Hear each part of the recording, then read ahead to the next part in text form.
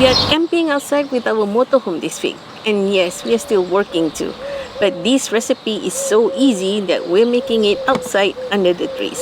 It's a chill mango coconut sago, and it's so creamy, perfect for the summer. First, we're gonna cook the tapioca pearls. Bring a pot of water to a boil, just like you would for pasta. You want enough water so the pearls can move around freely and not clump up. Once it's boiling, add the pearls and give them a stir right away. That helps to stop them from sticking to each other or the bottom of the pot. Let them cook at a gentle boil, uncovered for 15 minutes.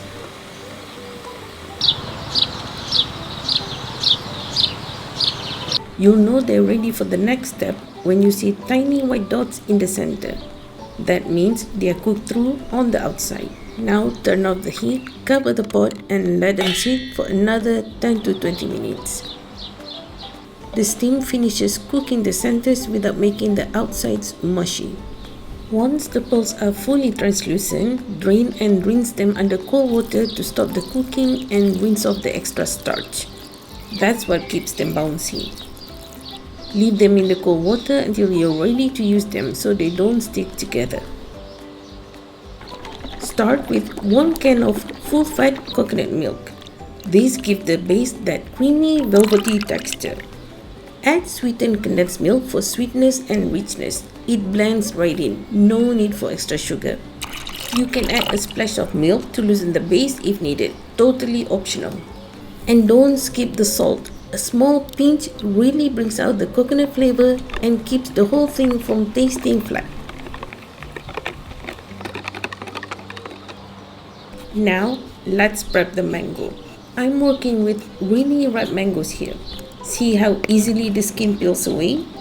Ripe fruit means natural sweetness and that bright tropical flavor we want.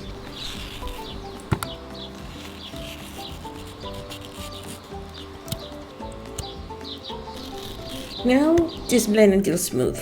Ripe mangoes puree in seconds and give us that sunny color and big mango punch without any fibrous bits.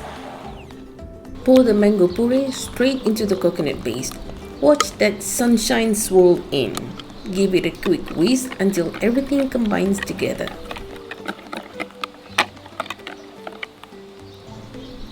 Drain the pearls and stir them in.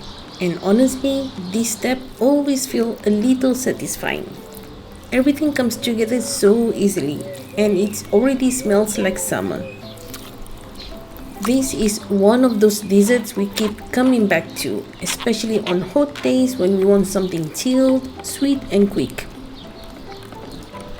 We actually asked our Instagram family if they wanted to see us make this while camping, and they said yes. So here we are. Just us, the mangoes, and a few curious cats.